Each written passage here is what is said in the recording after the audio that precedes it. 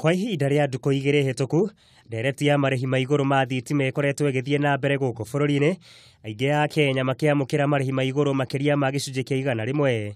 Is very, very expensive than even buying food itself.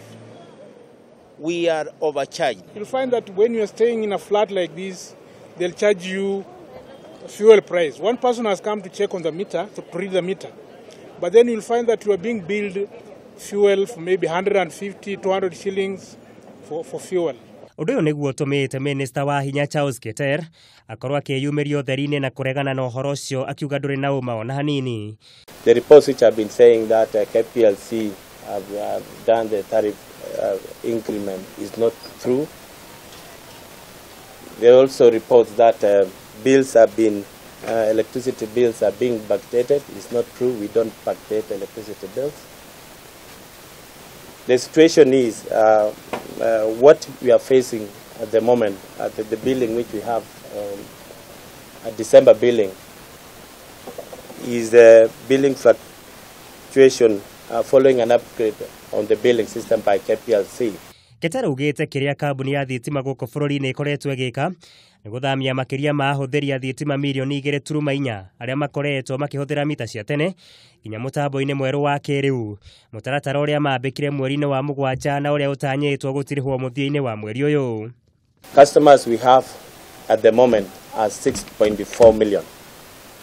Out of that, 2.4 are on analog meters. There are other customers which are on prepaid,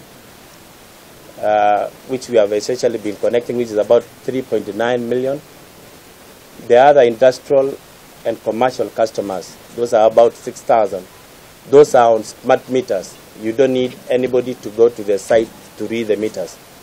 Most of the big industries now, KPLC can read their meters online on daily basis and on real time, I mean. Augite ũtiganu ũyũ wa marihi wahota gũkorwo kiumana na itacokia rĩrĩ, kuona hau kabere marakoragwo magĩtũmĩra Akenya marihi mao na njĩra ya kwĩgereria. There will be no estimation of meter reading of the 2.4 customers. It has to be actual. We have the charges now. Oho no ugĩte thogora wa maguta ma ndithũrũ ya gũthondeka thitima ũkoretwo gũithĩtio kũrĩ ahũthĩri kuma mwaka-inĩ wa 2015 nginya mwaka ũcio ũrahĩtũkire, thengia ya ciringi ya Kenya gũkorwo ĩhatĩkĩtwo nĩ ndora. Ĩndĩ ona kũrĩ o ũguo nĩ augĩte nĩ marĩkĩtie kũrutithia wĩra watho wa mũtongoria wa bũrũri wa kũgũithĩria iganda thogora wa thitima na gĩcunjĩ kĩa 50 harĩ igana kuma thaa 4 cia hwaĩ-inĩ nginya thinacara ya kĩroko. We say if you have been as a company, if you have been using 1,000 units per month, you have to have maintained that 1,000 units per month, and anything over that within the same period attracts 50%. And I want to say what we have seen in so many companies across is people are heeding into that, and it is very good.